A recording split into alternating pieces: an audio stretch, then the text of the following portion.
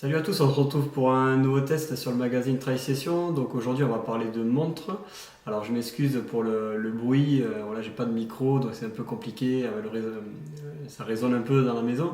Mais voilà, donc c'est un petit retour test sur la montre que j'ai à la main et qui est affichée derrière moi, à savoir la Polar Vintage M2. Donc c'est la dernière née de la marque Polar, donc c'est pas la marque, le modèle le plus haut de gamme, mais c'est pour moi l'un des meilleurs rapports qualité-prix du marché, toutes marques confondues.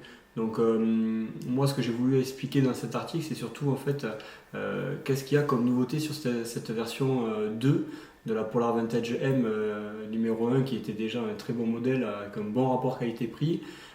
Polar a tout simplement a rajouté des fonctions qu'il y avait sur ces modèles plus haut de gamme, à savoir la Vintage V2 et la Polar Grit X, mais sans toutefois non plus apporter à cette M2 le suivi d'itinéraire par exemple, ou le X-Splitter et d'autres fonctionnalités beaucoup plus premium.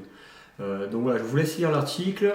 Voilà, j'ai essayé de synthétiser parce que ça fait pas mal de temps que je teste Polar et vous avez sûrement dû lire des articles de la marque Polar. Donc il n'y a pas de gros changements en fait avec une Vintage V, même première génération, ou la Vintage M.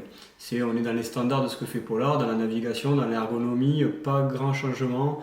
Même sur l'autonomie aussi, à savoir que celle-ci, par rapport à la première, on peut jouer un petit peu sur l'autonomie, même beaucoup sur l'autonomie, parce que on peut régler les fréquences d'enregistrement GPS, on peut activer ou désactiver la fréquence cardiaque au poignet. Enfin, voilà les petites nouveautés. Je vous en dis pas plus et je vous laisse lire l'article qu'il y a en dessous.